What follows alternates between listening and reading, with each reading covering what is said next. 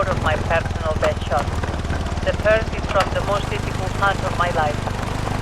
Fernando had only been gone a few months, and he left everything to me. Anger half the family tree.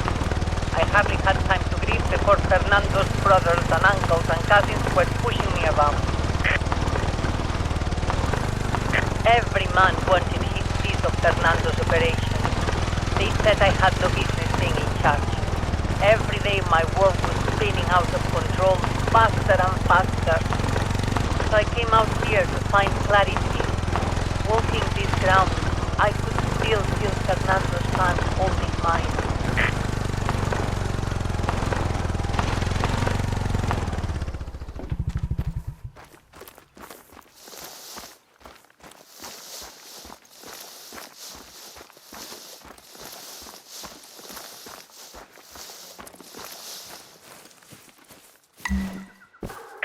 Stand in this stone circle. See the target? This was where I made my trophy shot that day. Can you replicate that?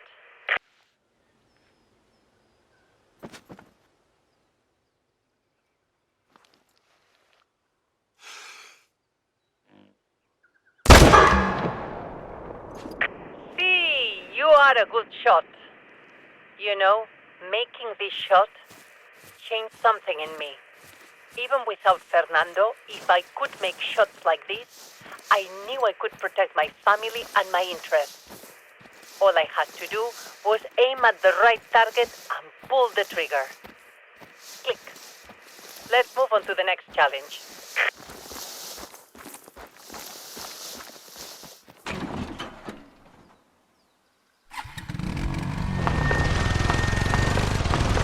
This next challenge recreates a very happy memory for me. It's the spot where I taught my nephew Vicente and my chinita Beatriz how to make a long shot on active deer.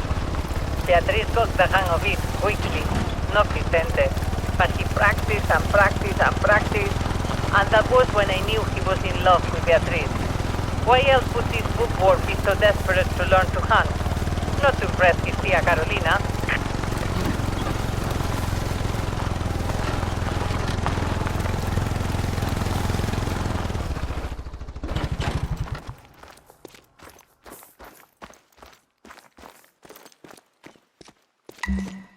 Okay, youngster. Step into the stone circle. Ace your lesson.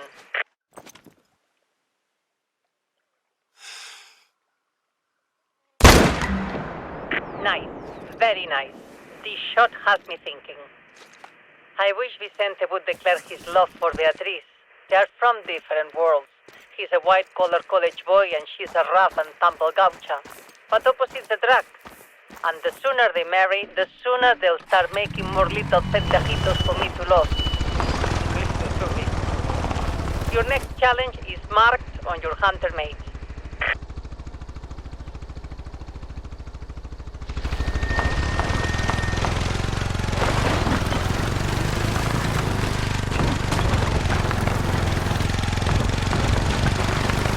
Your next target replicates a tricky shot I made a year after my beloved Fernando was taken from me. Despite my resolve to fight, despite my prayers, I was afflicted with mala leche.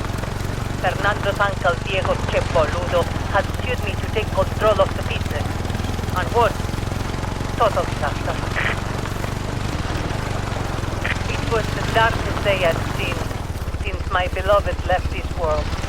And if it was all coming to an end, there was only one place I wanted to be. Here, with memories of Fernando. And that's when a remarkable opportunity presented itself. A 15-point red stack.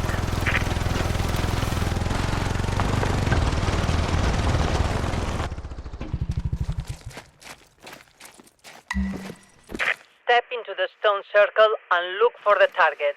This isn't an exact replica of my stack that day, but it's the same shot.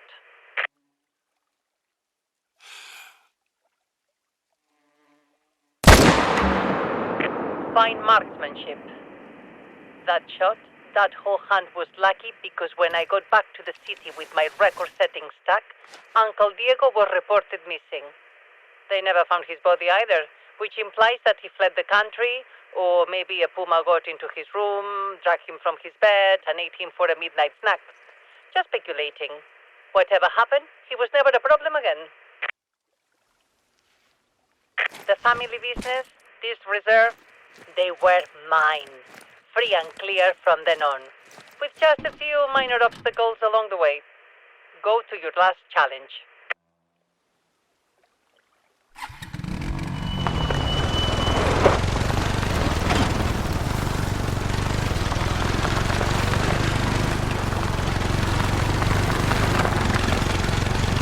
This next shot has a morbid origin. About 8 years after Fernando died, there was an assassination, ¿viste? The target was a local politician, Dario Menem. He was lobbying to open up protected habitats, like this reserve, for energy companies to exploit. I invited him here to show him the natural beauty, persuade him to change his positions. Unfortunately, or maybe fortunately, he took a 270 bullet through the heart while hunting our red stacks. The shooter was never identified.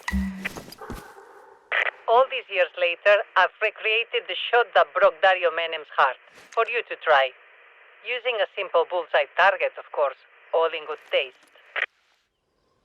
Before you get any wild ideas, no evidence has ever suggested I was the shooter. But I am an expert on the matter. The forensics team on Dario's case asked me to help them recreate the shot. It seemed impossible to them. It wasn't an easy mark, but I proved it could be done.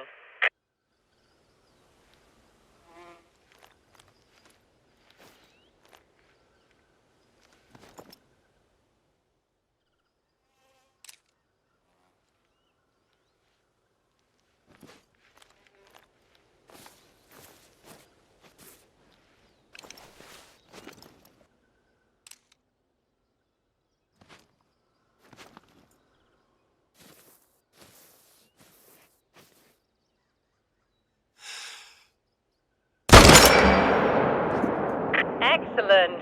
See, maybe you were Dario Menem's assassin. If you were the shooter, I'd share a mate with you. Dario was a lowlife with no vision. He radiated mala onda, not like you and I. Che, that was 4 for 4 of my most memorable shots. You may not be a national champion like me, but you have my respect.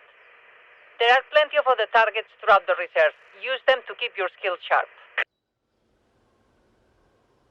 I've got a new long-term goal for you. Harvest a diamond trophy from every species in the reserve. Only one other hunter has collected them all. Naturally, that hunter was me. But that was some time ago, and if we are going to impress our guests, we need more recent trophies at the lodge. To prove that the red stacks today are as grand as they were in 1987. ¿Viste? Hear that? Another episode begins. Oof, but I'll have to record it. I need to check in on the search for Gilbert Baden. Take a few minutes to yourself.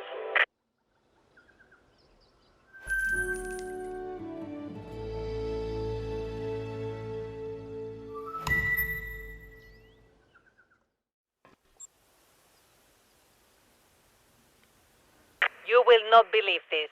The men I hired to track down Gilbert Baden couldn't find him. But then Beatrice calls me. She is always a step ahead of the rest.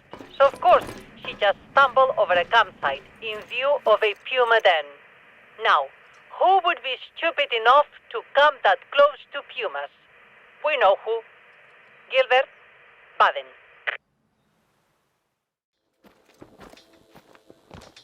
Oof, what a time for esposas y jefas to be on. Okay, quick. Beatrice moved on to prepare for our VIP hunting party. You check out Baden's campsite and report back to me. I'll answer even if it is not a commercial break. I won't have our influential guest worrying about a madman loose on the reserve. We are finding Baden tonight. Good luck.